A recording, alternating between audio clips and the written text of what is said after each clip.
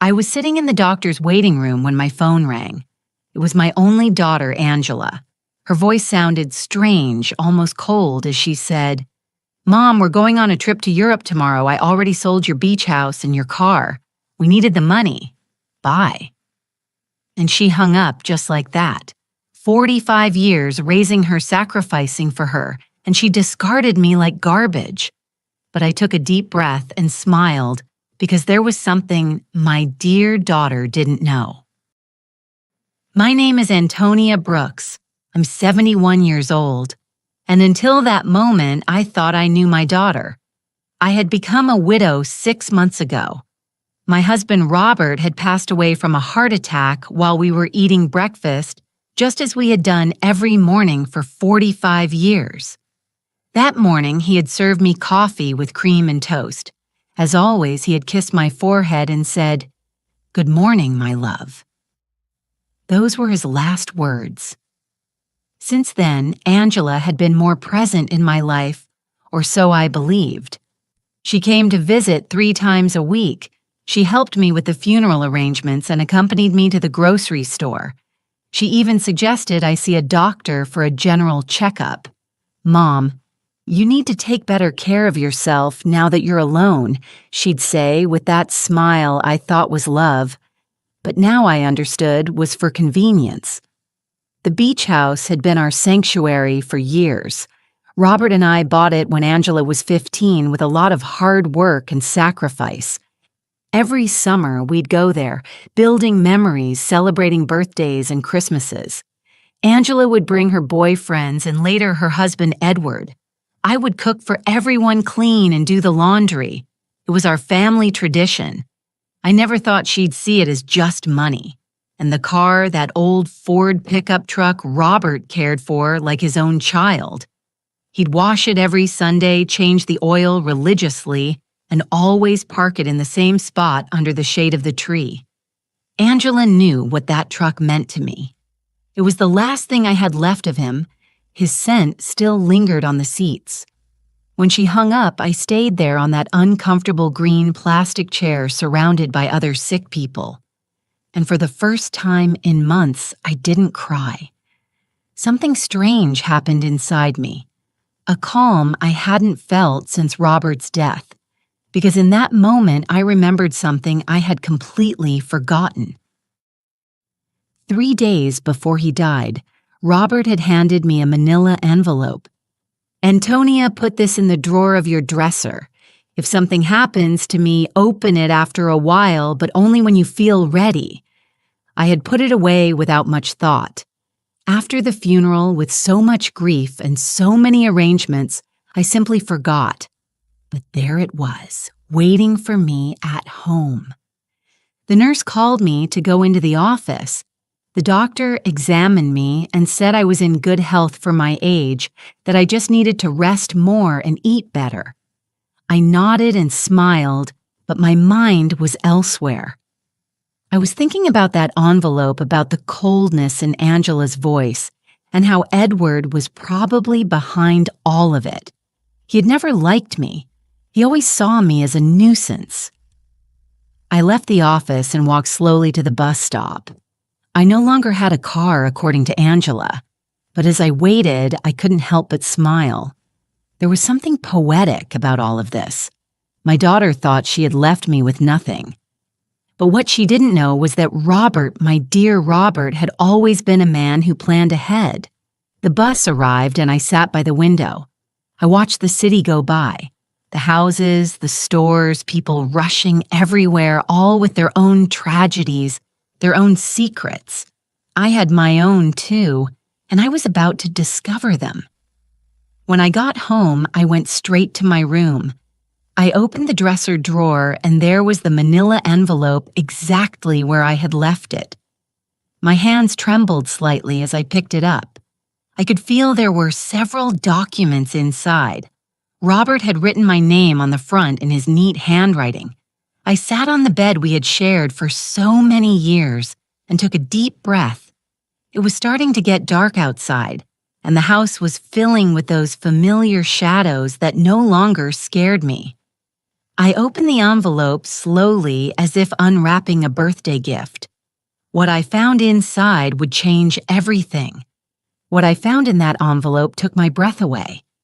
There were legal documents, deeds, bank certificates, and a handwritten letter from Robert. My eyes filled with tears as I read his familiar handwriting. My dear Antonia, if you are reading this, it means I am no longer with you. Forgive me for not telling you everything while I was alive, but I wanted to protect you from worries. Over the years, I invested our savings in properties and businesses. We don't just have the beach house. We have 6 other properties, including the apartment building where Angela and Edward live. We also have shares in 3 companies that are worth more than you can imagine. You are rich, my love. You always were rich. But now, you are on paper, too. My hands trembled as I looked through the documents. There were deeds to houses in different city neighborhoods, a downtown condo, a small motel on the coast, and indeed the 20-story apartment building where my daughter lived.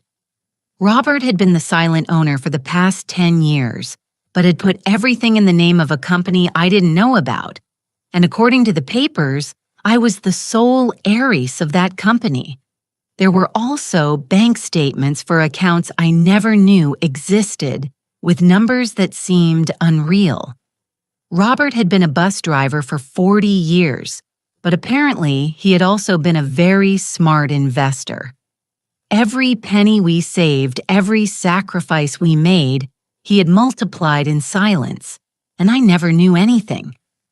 In the letter, Robert explained that he had kept it all a secret because he didn't want me to worry about money or for Angela to know about our real financial situation.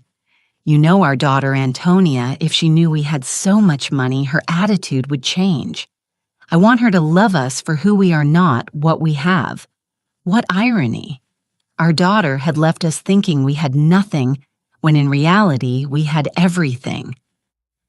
That night, I couldn't sleep. I walked around the house touching the old furniture and the knickknacks Angela had always criticized for being outdated. I looked at the family photos on the wall, especially the one where she was 5 years old sitting on Robert's lap and laughing. Where did that sweet little girl go? When did she become so cold, so calculating? The next day, early in the morning, the phone rang. It was Angela again. Her voice sounded different, softer, but I had already learned to be wary of those shifts in tone. Mom, how are you? I wanted to tell you we already transferred the money from the house and the car. We deposited your share into your account. It's not much, but it'll help you live for a few months while you look for something smaller. My share, I asked, keeping my voice calm. Yes, Mom. We obviously weren't going to leave you with nothing. We gave you 30%. That's fair, right? We need the money for our investment in Europe. Edward has an incredible business opportunity over there. 30% of my own things. How generous. I see. Honey, and when do you leave this afternoon? Our bags are already packed. We'll be gone for at least 6 months, maybe more if the business goes well. But don't worry, Mom. When we get back, we'll help you find a small apartment. Something that fits your needs. Fits my needs. As if she knew what my needs were. Okay, Angela, have a safe trip. Oh, Mom, I knew you'd understand. You've always been so compassionate. We love you so much. And she hung up. I stood there with the phone in my hand, and for the first time in months, I laughed. I laughed like I hadn't since Robert died. The situation was so absurd. It was comical. My daughter had robbed me, kicked me out of my own house, talked to me with unbearable condescension and all to fund a European adventure that would probably be a disaster. But what bothered me most wasn't the money. It was the ease with which she had discarded me. 45 years of my life dedicated to her, of sacrifice, of unconditional love, and she had erased me from her life with a 2-minute phone call. That was what truly hurt. I checked my bank account online. Sure enough, they had deposited an amount that probably seemed generous to them, but to me was a mockery. They had sold the beach house for much less than it was worth, likely, because they needed the cash quickly, and they had sold Robert's truck for a pittance. That afternoon from my window, I watched Angela and Edward load their suitcases into a cab. He was carrying 2 huge suitcases. She had a very expensive-looking carry-on bag. I watched them laugh, kiss, and make plans. They looked like 2 teenagers excited for an adventure. They never looked toward my window, never said goodbye. When the cab drove away, I sat in the kitchen with a cup of tea, and Robert's documents spread out on the table. I had to make some decisions. I could call a lawyer, reclaim my properties, and get back everything they had taken. But something told me there was a better way to handle this, a more educational way. I called Mr. Peterson, the lawyer who had handled Robert's affairs. He had been at the funeral, had given me his condolences, and had told me to call if I ever needed anything. Well, now I needed him. Mrs. Brooks, it's good to hear from you. How are you? I'm doing well, Mr. Peterson. I need to see you urgently. I found some documents from Robert that I don't quite understand. Of course you can come to my office tomorrow morning. I'll be there. That night, for the first time in months, I slept soundly. I dreamed of Robert. He was sitting in his favorite chair reading the newspaper just like every morning. And when he saw me, he smiled and said, "It's about time, my love. It's about time you stood up for yourself." I woke up with a strange feeling. It wasn't exactly happiness, but it wasn't the sadness I had felt for so many months either. It was something like determination. For the first time since Robert's death, I had a clear purpose. I was going to get back what was mine, but not in the way Angela expected. The next morning, I got dressed with more care than usual. I put on my wine-colored dress, the one Robert always said made me look elegant. I fixed my hair and put on a little makeup.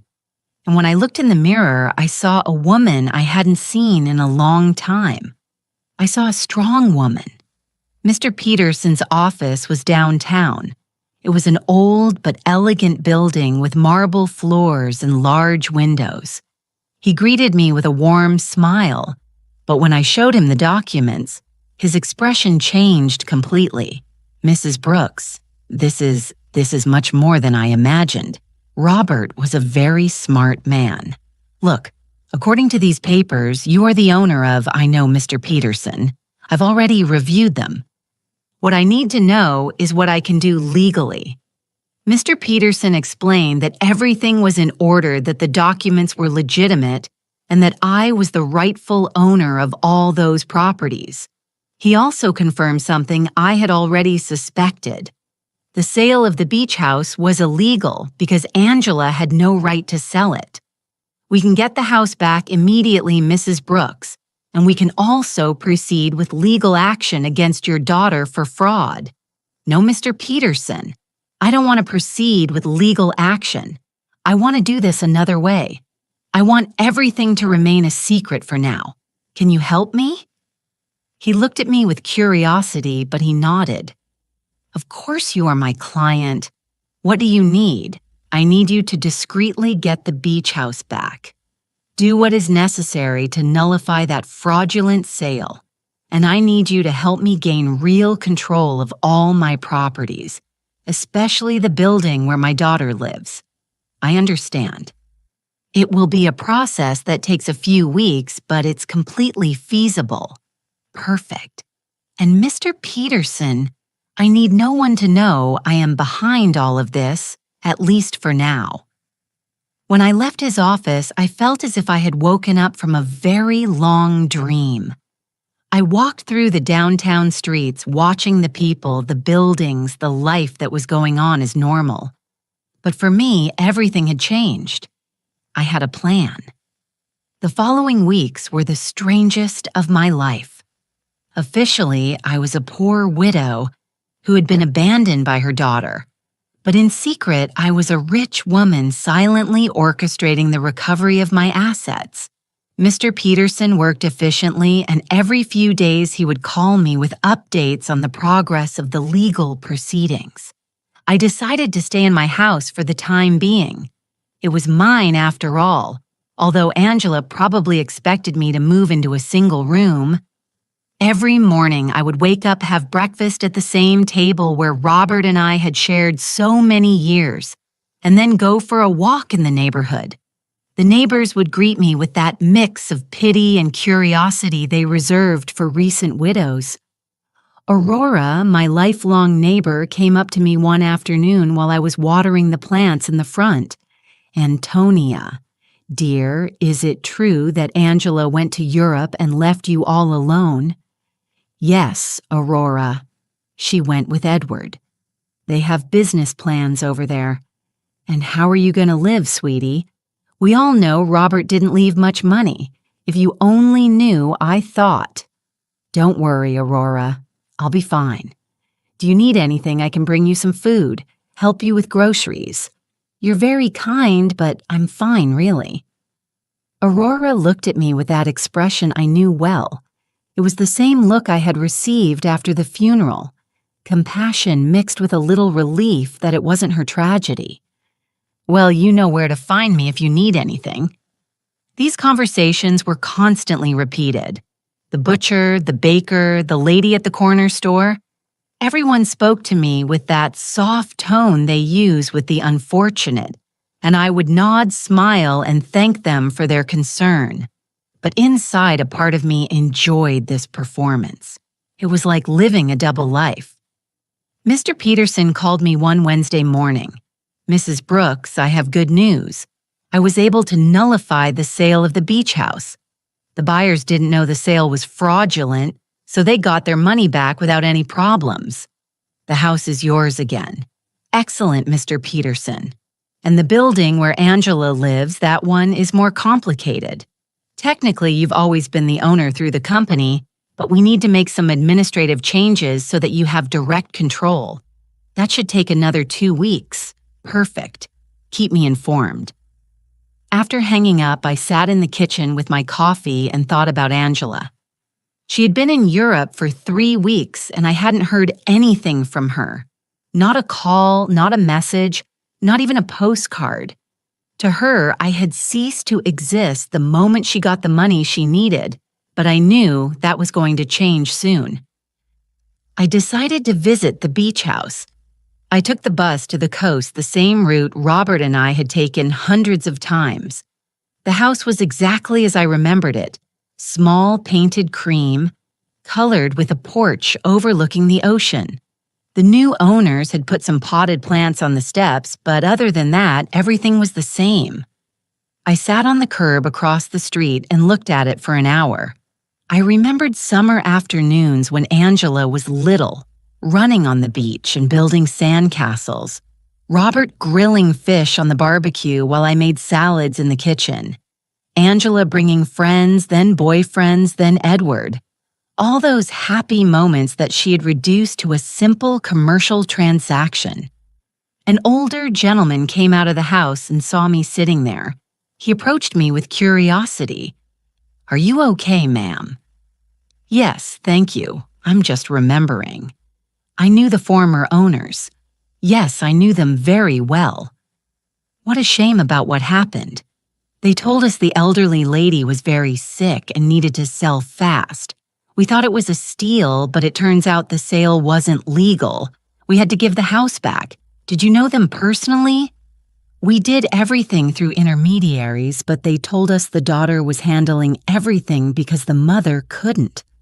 What a sad situation. If you only knew how sad it really was, I thought. "Well, I'm glad you didn't lose your money." "Yes. Luckily, everything worked out well. Although now we have to look for another house.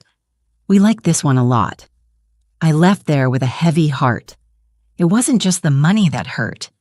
It was the ease with which Angela had lied about me. She had made up a story about my illness.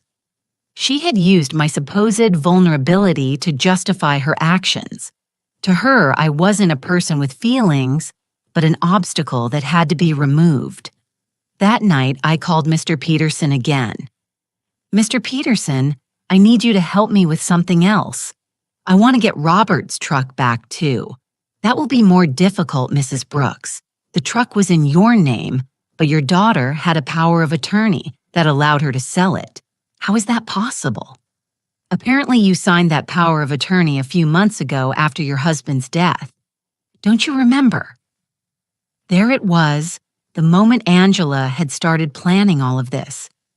I vaguely remembered signing some papers she had brought to me, telling me they were to facilitate the funeral and inheritance arrangements.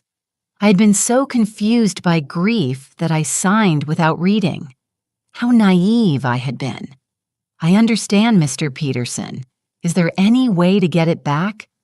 We can try, but it will be more complicated. We would need to prove that you signed that power of attorney under deception or coercion.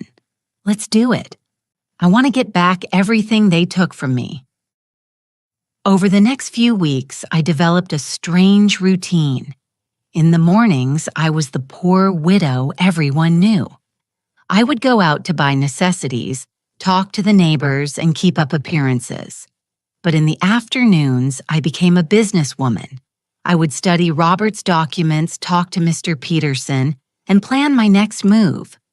I learned things about finance I never thought I would need to know. I discovered that Robert had been much smarter than I thought. Every one of his investments had been carefully calculated. The building where Angela lived, for example, wasn't just profitable from rent. It was in an area that was rapidly appreciating. I also discovered that Edward, Angela's husband, had a lot of debt. He'd taken out loans using the apartment they lived in as collateral, not knowing he wasn't the real owner. When the banks figured this out, he was going to be in serious trouble. Mr. Peterson called me one Friday with important news. Mrs. Brooks, we've finished all the paperwork. You now have total control of all your properties. I also got Robert's truck back. The buyer turned out to be an acquaintance of mine, and when I explained the situation, he agreed to return it in exchange for a small compensation. Excellent work, Mr. Peterson. Now I need you to help me with one more thing. I want you to send a letter to my daughter. What kind of letter? An eviction notice. There was silence on the other end of the line.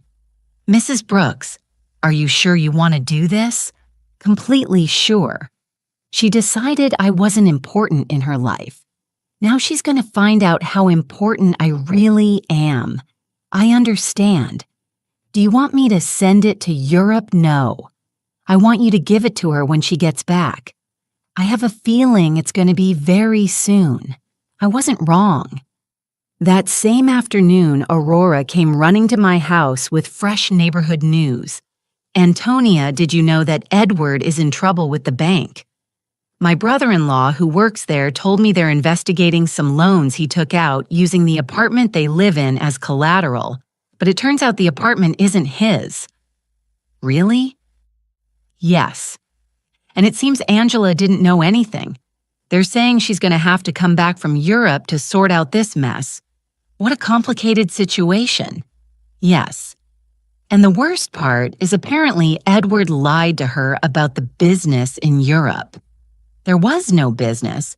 He just wanted to escape the debts he had here. Perfect. Everything was working out exactly as I had expected. Angela had trusted Edward had sacrificed her relationship with me for him, and now she was discovering that he wasn't the man she thought he was. That night, I sat on the porch with a cup of tea and looked at the stars. Robert used to say that the stars were the souls of people who had lived a full life watching over their families from the sky. If that was true, then he was up there watching his plan unfold perfectly. Thank you, my love, I said to the sky. Thank you for taking care of me even after your death. The next day, Mr. Peterson called me early. Mrs. Brooks, I have some news. Your daughter just arrived in the country. She's at the airport alone. Alone? Yes. Apparently, Edward stayed in Europe. There are rumors they had a very big fight. I see. Did you send the letter? I'm going to send it today. She should receive it tomorrow. I hung up the phone and stood there in the kitchen, feeling a mix of nervousness and anticipation. After so many weeks of silent planning, the moment for the first real move had finally arrived. Angela was about to discover that her mother was not the defenseless victim she believed. Angela arrived at her apartment on Tuesday night. I knew this because Aurora, who seemed to have informants throughout the neighborhood, came to tell me the next day. Antonia, your daughter, came back last night. I saw her go in with one suitcase, but she looked terrible pale, with dark circles under her eyes, as if she had been crying the whole flight. Alone, completely alone. And something strange, Antonia. When the doorman asked her for the keys, she didn't have them. She had to ask the superintendent to let her in with the emergency copy. Interesting. Edward had the keys, which meant he had probably decided not to come back. Or maybe Angela had discovered something about him and had fled. In any case, my daughter was back, and very soon she would receive my little welcome gift. Mr. Peterson called me that same afternoon. Mrs. Brooks, the letter was delivered an hour ago. The doorman confirmed that your daughter received it in person. Perfect. How long did we give her? 30 days to vacate the apartment as per legal standards. But Mrs. Brooks, are you sure you want to do this? She is your daughter after all. Mr. Peterson? My daughter kicked me out of my own house with a 2-minute phone call. She sold my things without asking. She treated me like garbage. Now she's going to learn that actions have consequences. I understand. I just wanted to make sure you had considered all the implications. I have considered them, Mr. Peterson. All of them. That night, I couldn't sleep. I stayed awake imagining Angela's face when she read the letter. The initial confusion, then the disbelief, then the panic. She would probably think it was a mistake that someone was trying to scam her. But when she called to verify, she would discover that everything was completely legal. The next day, as if she had been waiting for my call, the phone rang at 8:00 in the morning. It was Angela, and her voice sounded desperate. Mom, I need to talk to you urgently. Good morning, honey. How is Europe, Mom? I don't have time for that right now. I received a very strange letter yesterday. It says I have to vacate my apartment in 30 days. It must be a mistake, right? Do you know anything about this? An eviction notice. How strange. From whom? From a company I've never heard of. It's called, wait, let me find the letter. Robert Investments, Inc. Do you know this company? Robert had used his own name for the company? How poetic. No, honey, I've never heard that name. Are you sure the letter is legitimate? That's what I want to find out. Mom, I need you to help me. I don't know what to do. Edward left me in Europe. He ran off with another woman, and now I come back to this. I don't understand what's happening. There was the confirmation. Edward had abandoned her. Probably when the money ran out or when he realized that the legal problems at home were more serious than he thought. Poor Angela. She had sacrificed her family for a worthless man. I'm so sorry, honey. Where are you now? I'm in the apartment, but I don't know for how long. Mom, can I come see you? I need to talk to someone. I don't have anyone else. The irony was perfect. Now that she was left without the man for whom she had abandoned me, she remembered she had a mother. Of course, honey. Come over whenever you want. I'm on my way. I hung up the phone and looked at myself in the mirror.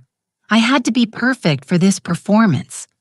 I put on my most conservative gray dress, tied my hair in a simple bun, and practiced my expression of a worried but resigned mother.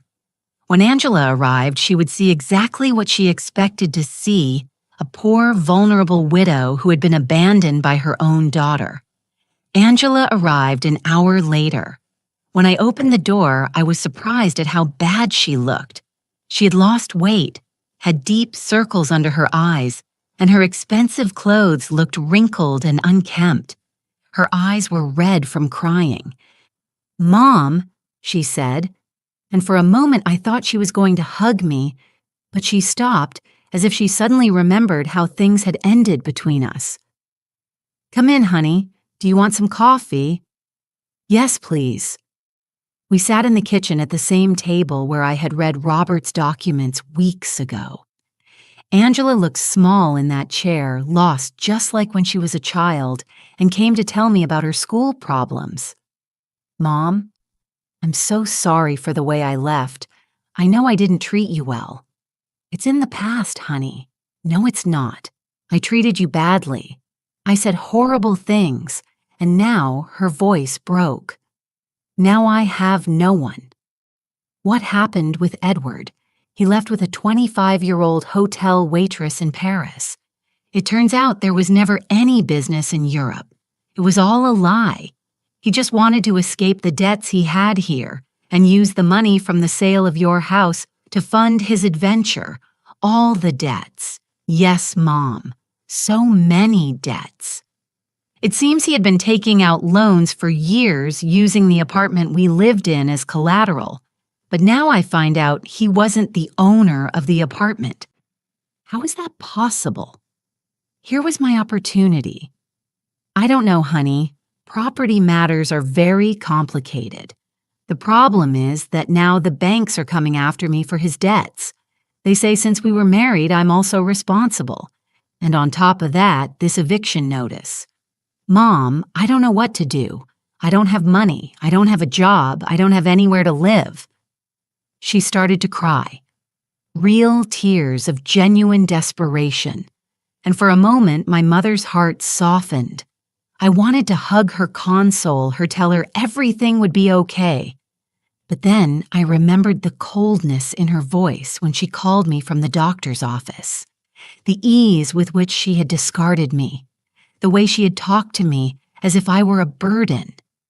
"Did you talk to a lawyer about the letter?" "I don't have money for a lawyer, Mom. We spent all the money in Europe. Edward took what little was left when he ran off with that woman.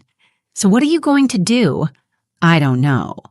I thought maybe I could stay with you for a while just until I find a job and can get a small place to live." There was the question I had been waiting for. After kicking me out of my own house, after selling my things, after treating me like garbage, she now wanted me to rescue her. She wanted the poor widow she had created to save her from the consequences of her own actions. "Of course, honey, this will always be your home." Angela looked at me with surprise, as if she hadn't expected it to be so easy. "Really, Mom, after everything that happened, you are my daughter, Angela. That will never change." She got up, and this time she hugged me. It was a desperate hug from someone drowning and clinging to the only thing they can find. I hugged her back too, but not with the unconditional love from before. Now there was calculation in my embrace. Strategy. "Thank you, Mom. I promise I'll find a job soon. I won't be a burden." "Don't worry about that now. Rest, recover, and then we'll see what your options are." Angela left that afternoon to get some things from her apartment. I stayed in the kitchen thinking about how easy it had been. She had come to me exactly as I had planned, broken desperate with no options, and best of all, she suspected nothing. To her, I was still the poor, abandoned mother who needed her compassion. But this was only the first part of my plan. Having her live with me would give me the perfect opportunity for the next phase. I was going to let her settle in, feel safe, and believe she had found a refuge in my house. And then, when she least expected it, I was going to teach her the difference between being poor by choice and being poor by consequence. That night, I called Mr. Peterson. "Mr. Peterson, I need you to do something else for me. Tell me, Mrs. Brooks, I want you to investigate Edward's debts. I want to know exactly how much he owes to whom and what legal options I have to separate them from my daughter. That will take time, but it's feasible. Perfect. And Mr. Peterson, I want you to keep this an absolute secret. No one can know I am behind this investigation. Of course, Mrs. Brooks, may I ask what your final plan is? My plan, Mr. Peterson, is very simple. I'm going to save my daughter, but first she has to understand what it truly means to hit rock bottom. When I hung up, I poured myself a glass of the wine Robert had been saving for special occasions. It had been a long time since I'd had a special occasion like this one. The game had begun, and for the first time in months, I had all the good cards in my hand. Angela moved into my house the next day. She arrived with 2 suitcases and a cardboard box, all that was left of her previous life. I watched her unpack in her old room, the same one she had slept in during her teenage years, and I could see the humiliation in every one of her movements. She had gone from living in a luxury condo to taking refuge in her childhood bedroom. "Mom, I found this in the apartment," she said, showing me a manila envelope. "It was among Edward's things. It has your name on it. It was another one of Robert's envelopes." My heart sped up, but I kept my composure. My name. How strange. "Yes, look." She showed me the envelope. Indeed, it had my name written on it in Robert's handwriting, but this envelope was different from the one I had found in my dresser. This one was smaller, newer. Maybe Edward found it among Dad's things when he died and forgot to give it to me. Angela said, "It's possible. Can I see it?" I opened the envelope in her presence. Inside was a short letter and a small key. The letter said, "Antonia, if you are reading this after having received the main envelope, it means our daughter is going through a difficult time. This key opens a safety deposit box at the Central Bank downtown branch. The number is 247. There is something there that can help you help her, but use it wisely. With eternal love, Robert." Angela read the letter over my shoulder. A safety deposit box. Dad had a safety deposit box. I had no idea. I didn't either. I lied. "Your father never told me about this. Do you think we should go see what's in there?" "I don't know, honey. Maybe it's better to leave things as they are. But Mom, maybe there's something important in there. Documents, or I don't know. Maybe something valuable that can help us." The desperation in her voice was palpable. Angela was clinging to any possibility of finding a way out of her situation, and I was going to let her cling a little longer before I showed her the complete reality. "Okay," I said, after a calculated pause. "We can go tomorrow." That night, Angela and I had dinner together for the first time in months. She had cooked trying to be useful, but the food tasted of guilt and desperation. She told me more details about what had happened in Europe, and each story was worse than the last. "Edward lied about everything, Mom, not just the business, but the debts, too. I thought he only owed a little bit of money, but it turns out he owes over $100,000. And the worst part is he used my name for some of the loans without me knowing. How is that possible? He forged my signature. When I married him, I gave him some documents to handle the banking for our joint account. I never thought he'd use them for this. Do you have any way to prove you didn't know I don't know? It's all so complicated. The banks say that since we were married, I'm responsible for all his debts anyway.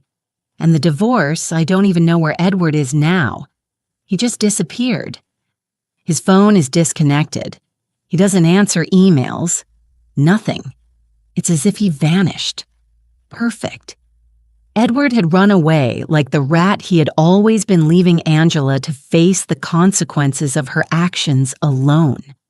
In a way, he had done me a favor. Now my daughter was experiencing exactly what I had felt when he abandoned me. Betrayal by someone she had completely trusted. I'm so sorry, honey. I didn't know things were so bad. I didn't either, Mom. I thought Edward loved me, that we were going to build something together, but it turns out I was just an easy way for him to get money and documents. Angela started to cry again. How could I have been so stupid? How did I not realize who he really was? It was tempting to tell her that I had seen the signs from the beginning, that I had tried to warn her that Edward never seemed trustworthy, but that would have broken my facade as a compassionate and vulnerable mother. Love can be blinding sometimes, honey. Don't blame yourself. But Mom, I didn't just ruin my life. I ruined yours too. I treated you horribly. I took your house, your truck, your things and all to give to a man who abandoned me at the first opportunity. Now we're two poor women trying to survive because of me. It's in the past, Angela. We'll be okay. No, it's not. Now we're both in trouble because of my mistakes. You lost everything Dad left you, and I lost my marriage and my future. We're two poor women trying to survive.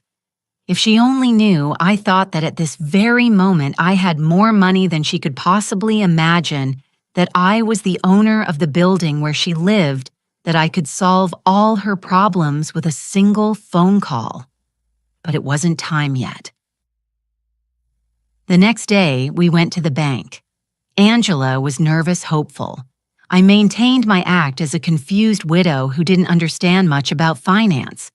The bank employee led us to the safety deposit boxes, verified my ID, and opened box number 247.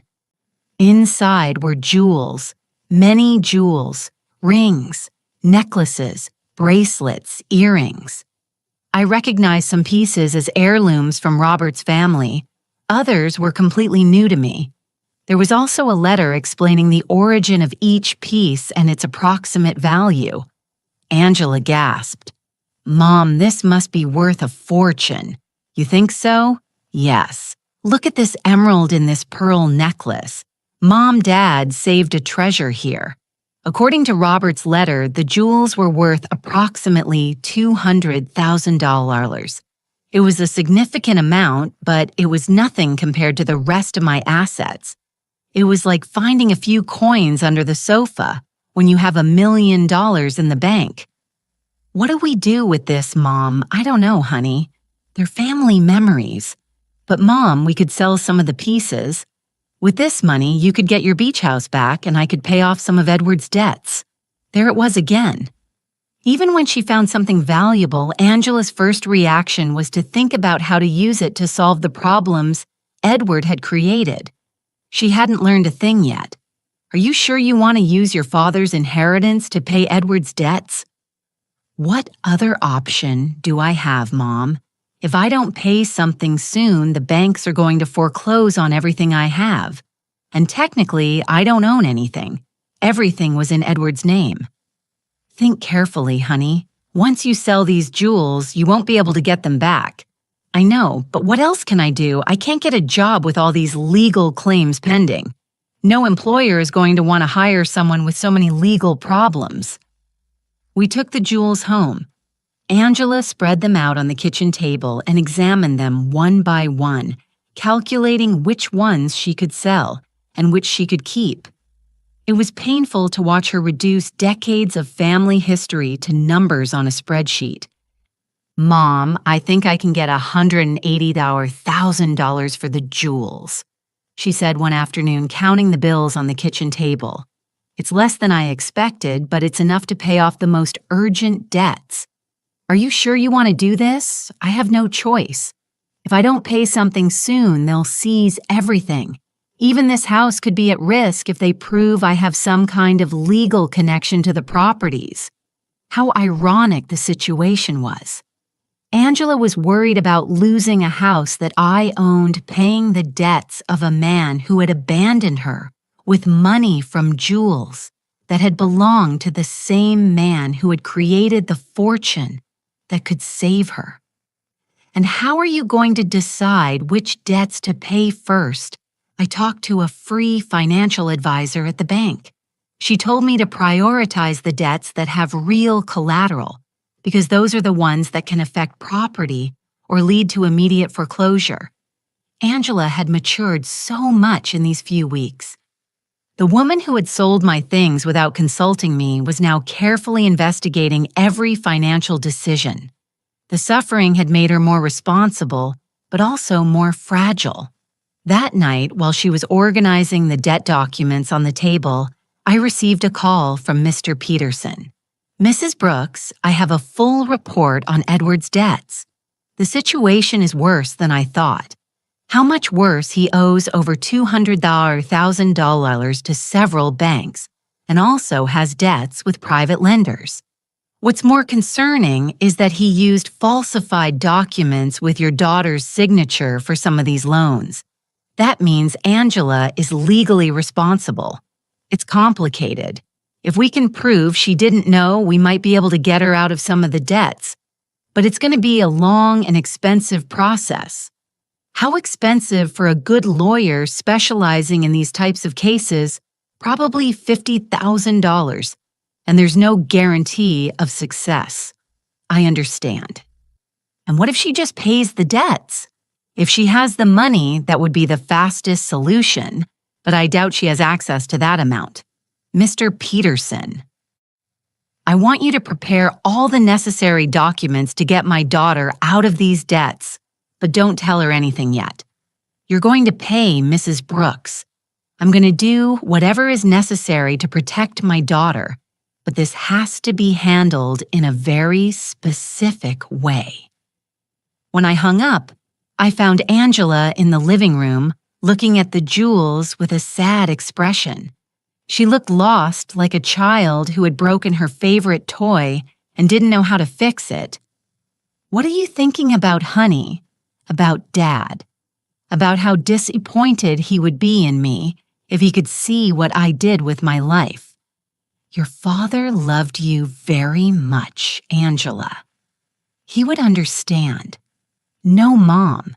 He taught me to be responsible, to value family, not to be selfish, and I did the exact opposite. I abandoned my mother for a man who turned out to be a liar. I sold my family's memories for money. I ruined everything he built." For the first time since she had returned, I heard a genuine regret in her voice. It wasn't just lamenting the consequences of her actions, but a true acknowledgement that she had done something morally wrong. People make mistakes, honey. The important thing is to learn from them. But how do I learn from this, Mom? How do I fix the damage I've done? There was the question I had been waiting for. Angela was finally ready to face the truth about her actions and their consequences. But it wasn't yet time to reveal my final card. First, I had to let her hit rock bottom completely. The next few days were crucial for my plan. Angela decided to sell most of the jewels, keeping only the engagement ring Robert had given me and a small necklace that had belonged to her grandmother.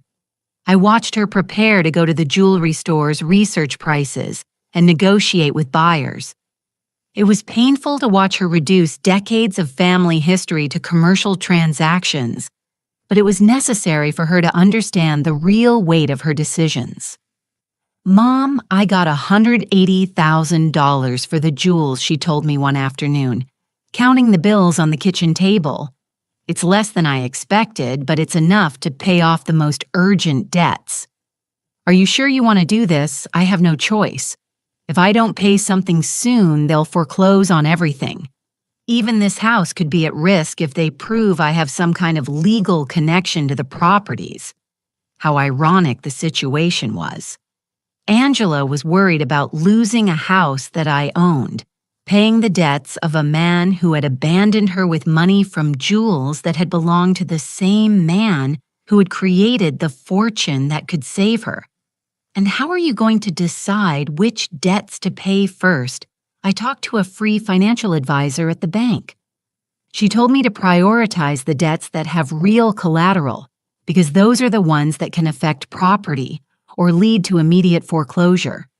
Angela had matured so much in these few weeks. The woman who had sold my things without consulting me was now carefully investigating every financial decision. The suffering had made her more responsible, but also more fragile. That night, while she was organizing the debt documents on the table, I received a call from Mr. Peterson. "Mrs. Brooks, I have important news. We managed to locate Edward. Where is he in Paris, just as your daughter suspected? But here's the interesting part. He's trying to get French residency through a fake marriage with that young woman your daughter mentioned." A fake marriage, yes. Apparently the girl needs papers and he needs a way to stay in Europe without being deported. But the most important thing is that we found evidence that he deliberately falsified your daughter's documents with the intention of fleeing the country. That means Angela can get out of the debts. With this evidence, yes, we can prove fraud and coercion. Your daughter won't have to pay anything for what Edward did behind her back. It was perfect. I had a way to save Angela from all her debts legally, without her suspecting that I had the money to do it.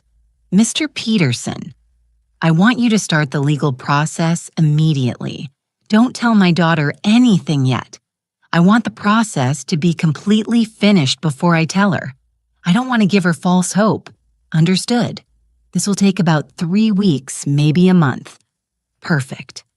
When I hung up, Angela looked at me with curiosity. Who was that mom, a lady who was asking about Mrs. Davis, our neighbor on the corner? She had the wrong number.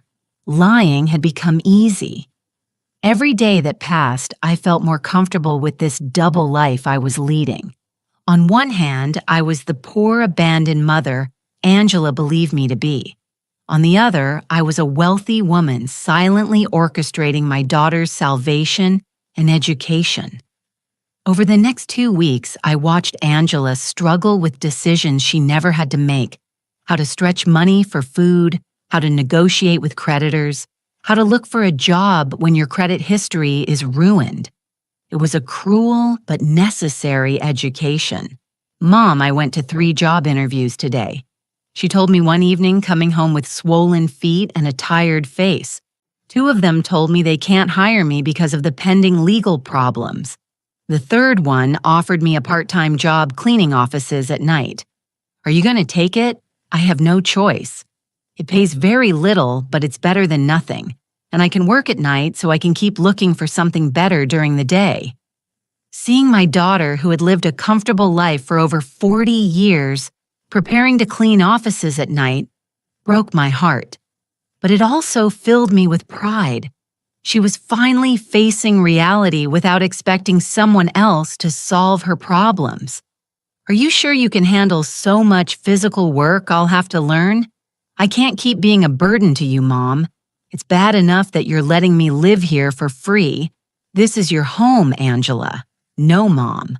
This is your home, and I'm here because of your generosity, but I'm not going to take advantage of it forever." One night, while Angela was on her first cleaning shift, Aurora came to visit. She sat in the kitchen with me drinking tea and looking at the family photos on the walls. "Antonia, I have to ask you something. Did you know Angela was going to come back in these conditions?" "What do you mean?"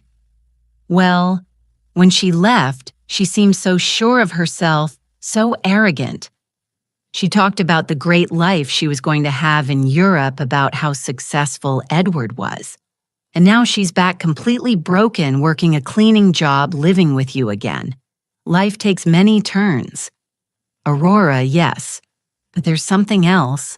I've been watching Angela these days, and she looks different. Not just sad, but humble, as if she learned something important."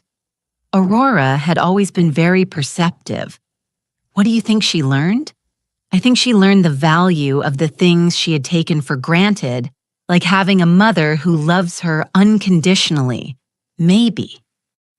Aurora, can I tell you something? When Angela left and treated you so badly, many of us thought you would never forgive her. But here you are, taking care of her again, giving her a home when she has nowhere to go. She's my daughter Aurora. Yes, but not every mother would do what you're doing, especially after being treated the way you were treated. If Aurora only knew the complete truth that I had the power to solve all of Angela's problems, but was choosing to let her suffer a little longer so she would learn the full lesson. Do you think I'm doing the right thing? I think you're doing what a good mother would do. But I also think Angela needs to fully understand what she lost when she abandoned you. What do you mean? I think she needs to value you not just as the mother who rescues her when she's in trouble, but as the strong woman who built a stable life for 45 years.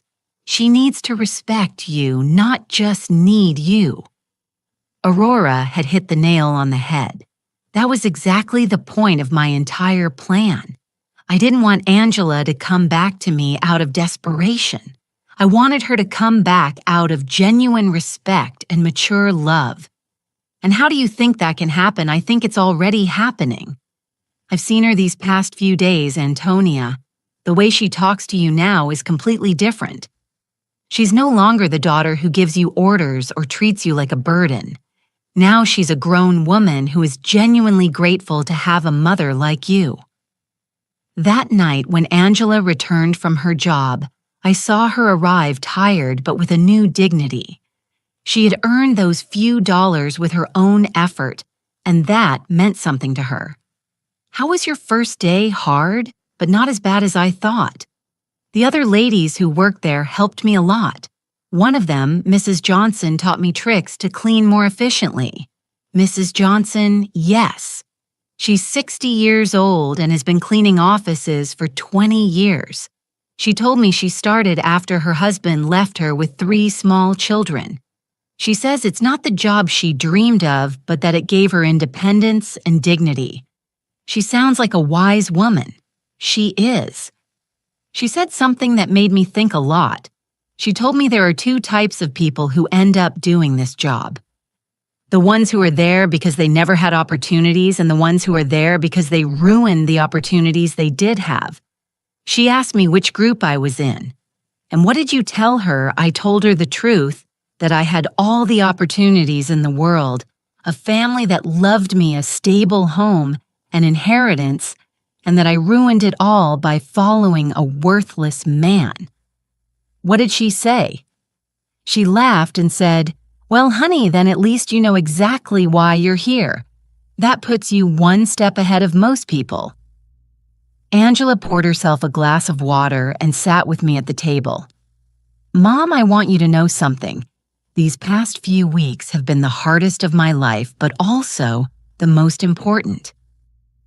Why? Because I finally understand what really matters. It's not money. It's not living in the most luxurious apartment. It's not impressing people. It's having people who genuinely love you, who are there when everything falls apart. Angela, no. Let me finish.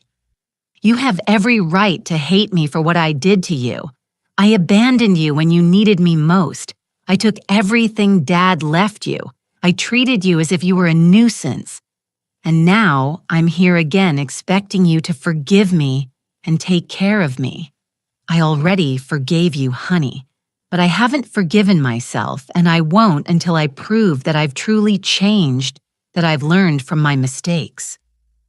Mr. Peterson called me the next morning. "Mrs. Brooks, I have excellent news. The legal process is almost complete. We can get your daughter out of all of Edward's debts. It was time."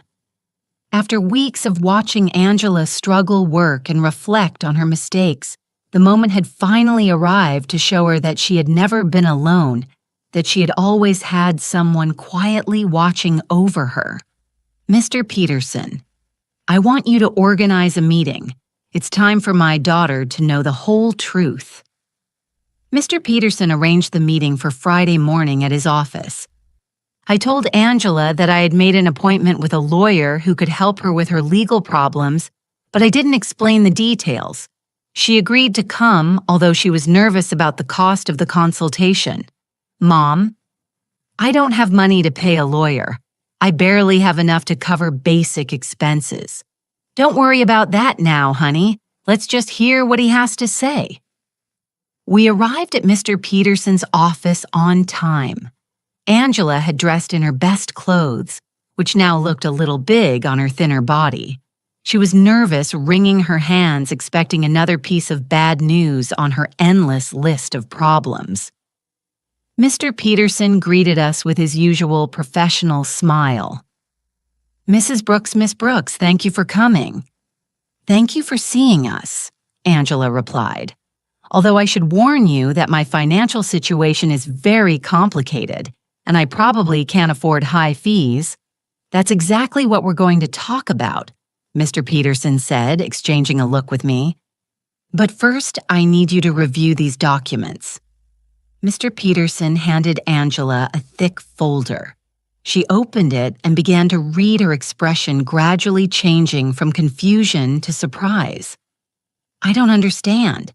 These documents say that Edward forged my signature, that there is evidence of fraud, that I am not responsible for the debts.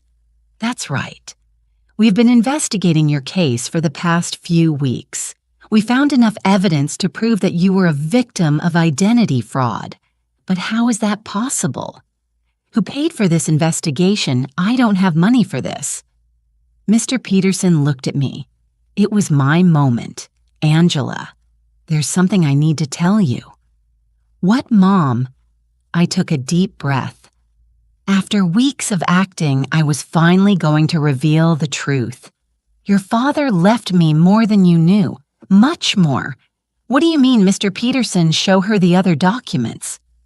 Mr. Peterson took out a second folder and handed it to Angela.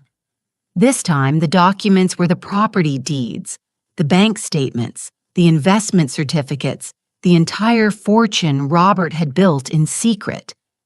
Angela read in silence for several minutes. Her face went through a complete range of emotions: confusion, disbelief, shock, and finally comprehension.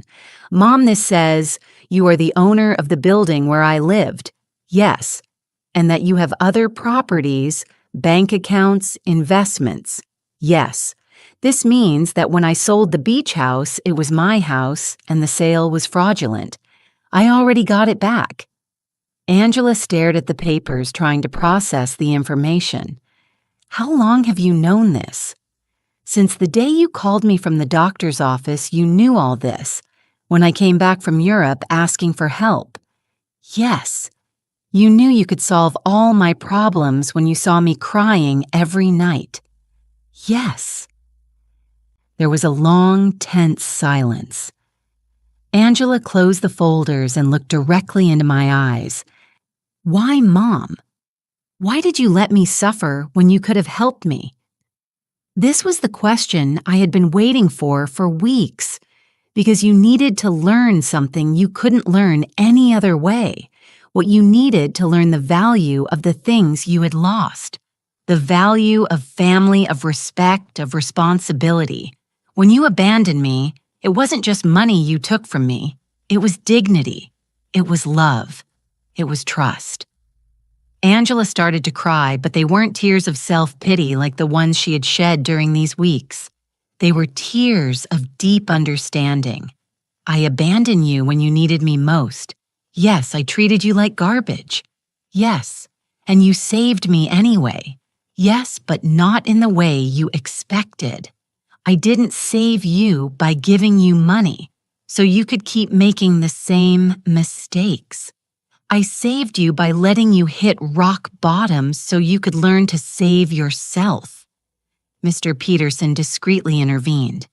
Miss Brooks, your mother has paid all the legal expenses to free you from Edward's debts. She has also recovered all the properties that were sold fraudulently. You are completely free of legal problems, and the cleaning job I got. You can quit if you want, I said, but I hope you don't. Why? Because that job is teaching you something you never learned when everything was easy. It's teaching you the value of your own effort, the dignity of honest work, the importance of valuing every dollar you earn.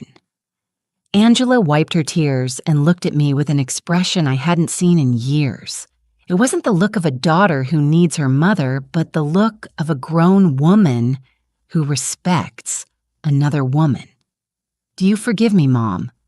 I forgave you a long time ago, honey. The question is, can you forgive yourself? I don't know if I can. I did unforgivable things. People make mistakes, Angela. The important thing is what we do after we recognize those mistakes. Mr. Peterson left us alone in his office for a few minutes. Angela and I sat in silence, processing everything that had happened. Mom, I want you to know something. Even if you didn't have all this money, even if you were really the poor widow I thought you were, I would have learned the same lesson. What lesson? That there is nothing more valuable than having someone who loves you unconditionally.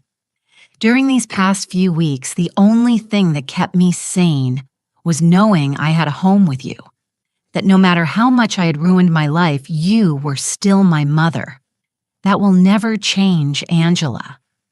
I know, but I also know that I can never take that love for granted again.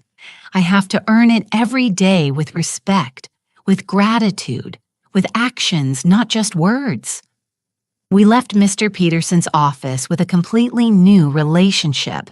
We were no longer mother and daughter united by blood and habit. We were two grown women who had chosen each other after going through the most difficult test imaginable. The following weeks were about rebuilding, but not the kind Angela expected.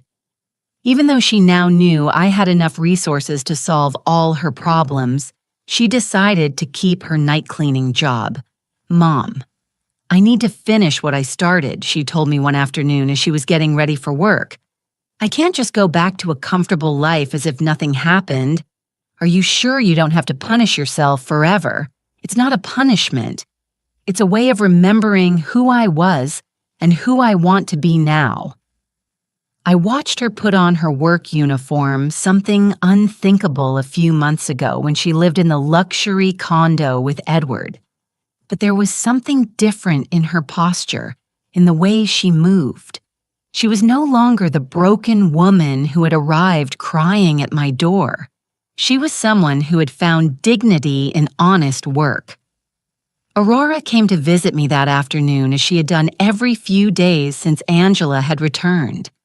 Antonia, there are some very strange rumors going around the neighborhood. What kind of rumors? People are saying that you're not as poor as we all thought. Someone saw Angela leaving a very elegant lawyer's office downtown, and then they saw her paying off all her debts at the bank. People talk a lot, Aurora. Yes, but they're also saying you got your beach house back and that somehow you managed to solve all of Angela's legal problems. That costs a lot of money. Antonia. Aurora knew me too well to fool her for long. What do you want to know exactly? I want to know if my friend of 40 years has been lying to me about her situation. I poured myself a cup of tea and sat across from her. It was time to be honest with someone else. Robert left me more than anyone knew.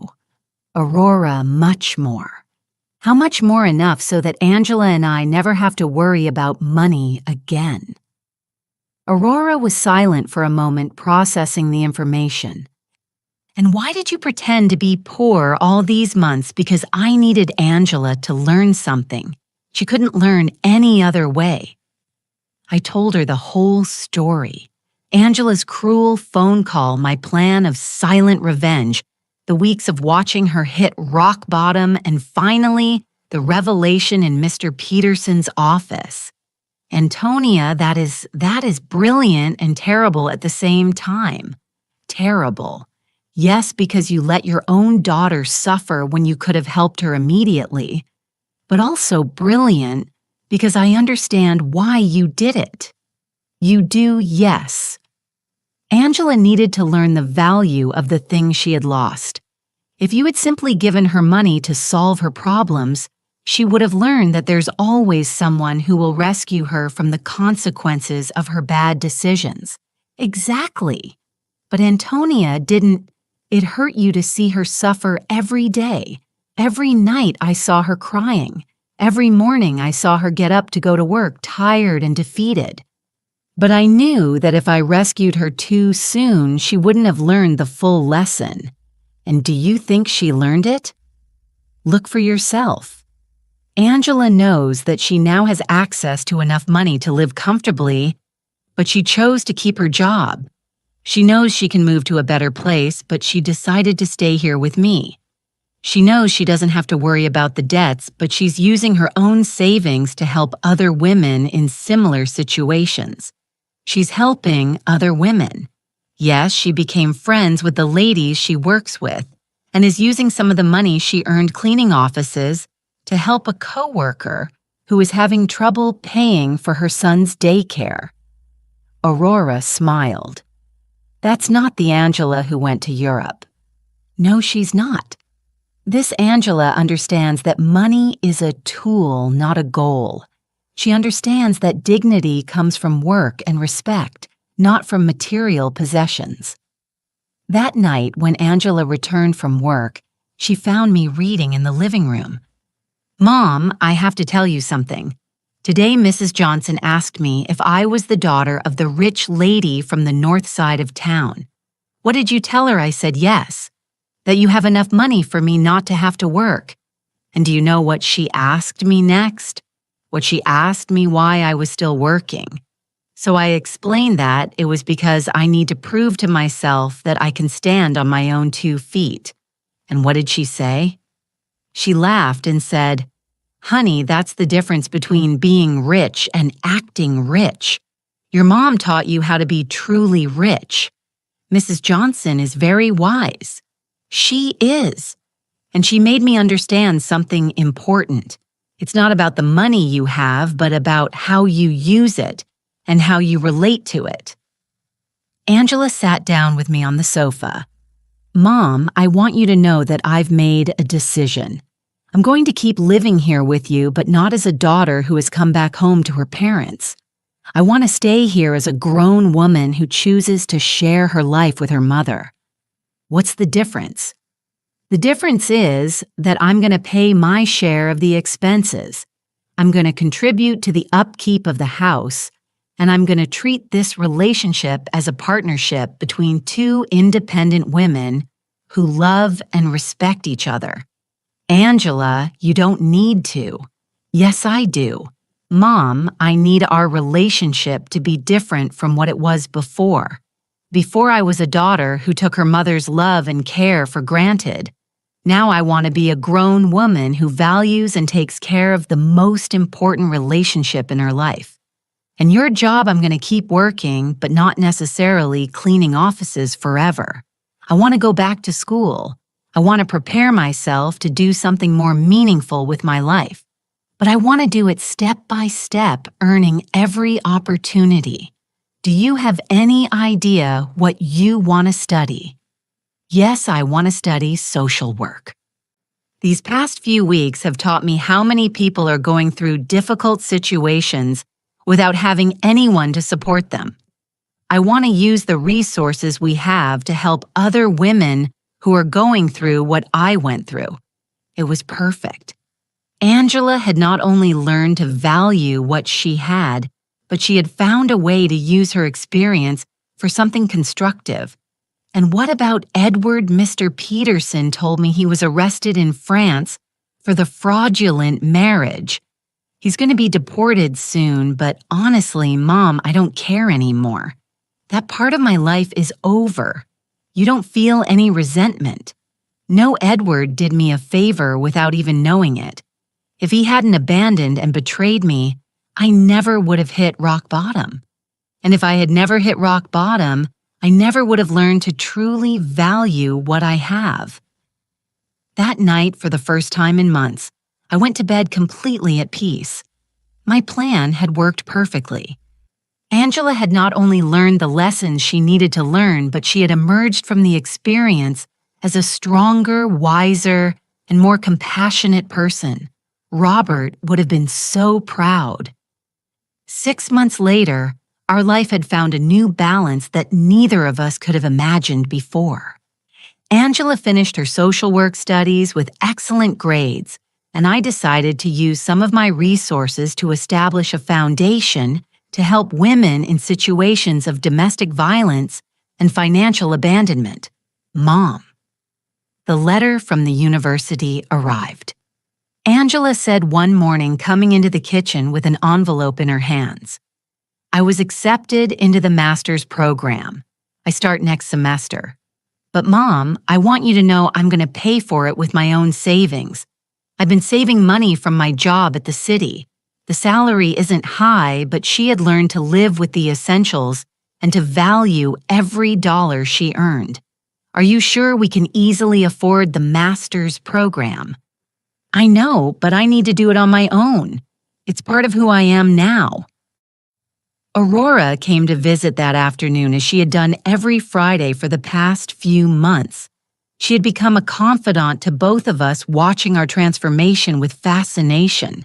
"Antonia, I have to confess something," she said, pouring herself a second cup of tea. "At first I thought you were very cruel to Angela, and what do you think now?" "Now I think you were the wisest mother I've ever known. Look at your daughter. Really look at her." It was true.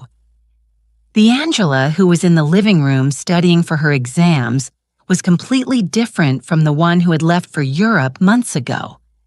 This Angela had a serenity that came from within, a confidence that was based on her own achievements, not on material possessions.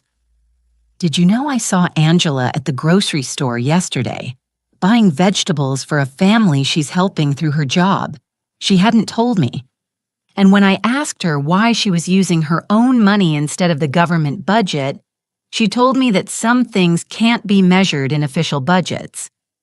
That night, Angela and I had dinner on the porch, something that had become a tradition. It was our time to talk about the day plan for the future and simply enjoy each other's company. "Mom, I received a very strange letter today," she said, cutting her salad. "From whom?" "From Edward." My muscles tensed. "Edward. He wrote to you from where?" "From prison in France. Apparently he was sentenced to 2 years for marriage fraud.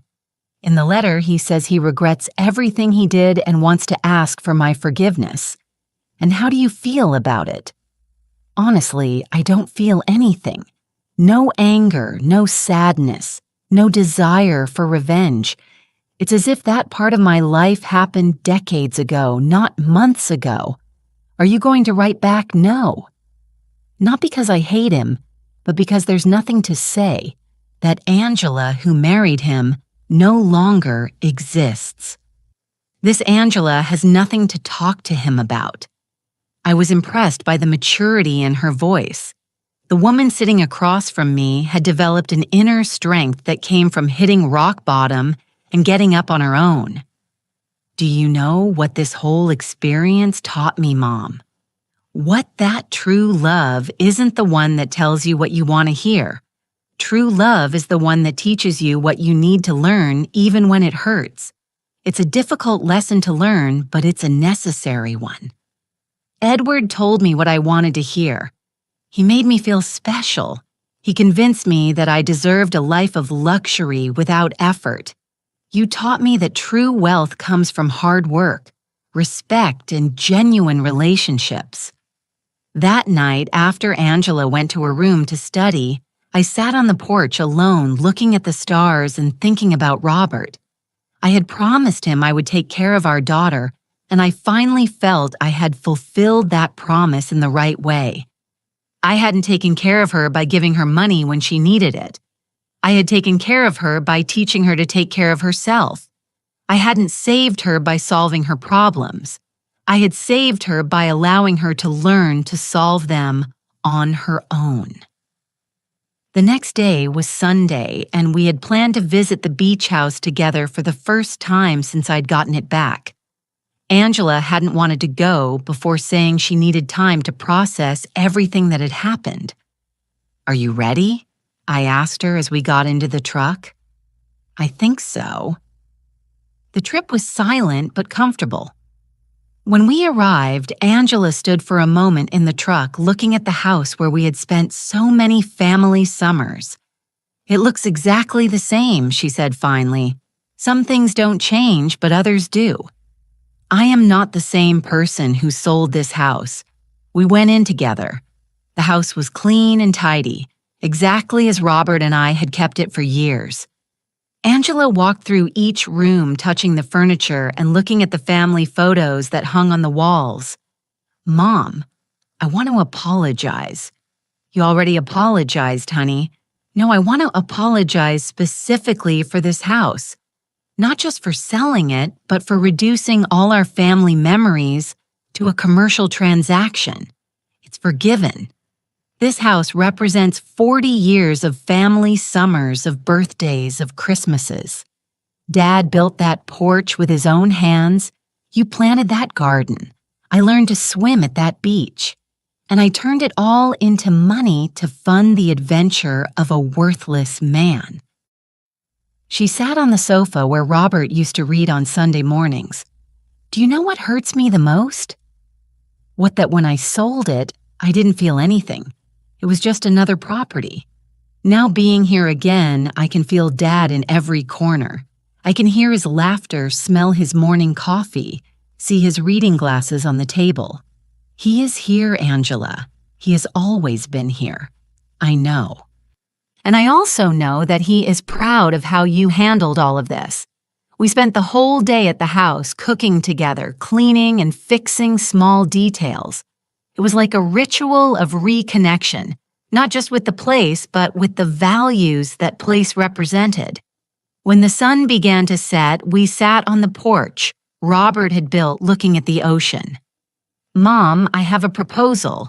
What is it? I want us to turn this house into a temporary shelter for women who are leaving situations of domestic violence, a place where they can stay while they rebuild their lives." It was the perfect proposal. Robert would have loved the idea that his beach house would serve to help other families. "I think that's a beautiful idea, honey.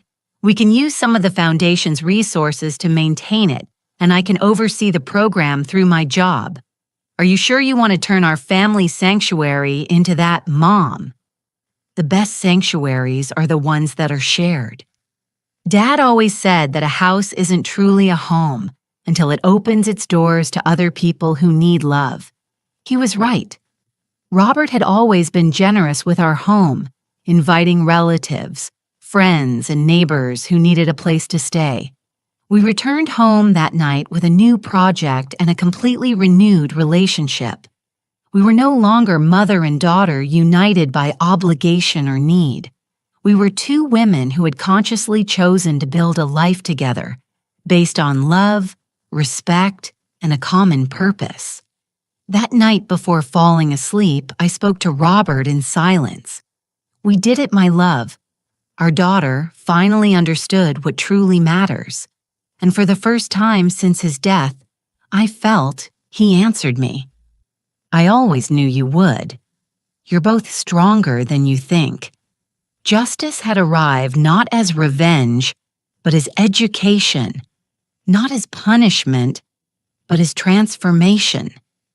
And in the end, we had both gained something much more valuable than money. We had gained an authentic relationship built on a solid foundation that no future crisis could destroy. Did you like my story, and which city are you listening from? Let's meet in the comments. If you like the story, you can support me by sending a super thanks, so I can keep bringing more stories like this. Thank you so much for your sweet support. I'm looking forward to your comments on the story. On the screen, you can see 2 new life stories that I highly recommend. There's so much more on my channel. Don't forget to subscribe. See you in the next life story. With love and respect.